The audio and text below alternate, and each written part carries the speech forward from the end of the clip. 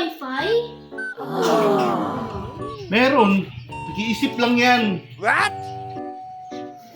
Wifi nag-iisip?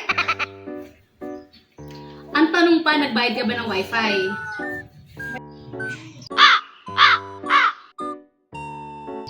Oo naman.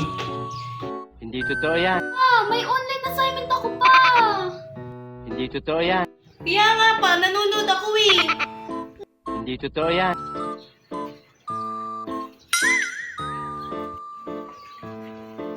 Grabe, parang ako lang may kasalanan ha. Pa, hindi. Parang. 10 minutes later. May solusyon na ako. Ano po yun pa? Tara, mag-usap-usap na lang tayo. Banding. Gunggong! Barinig kita sa mukha eh!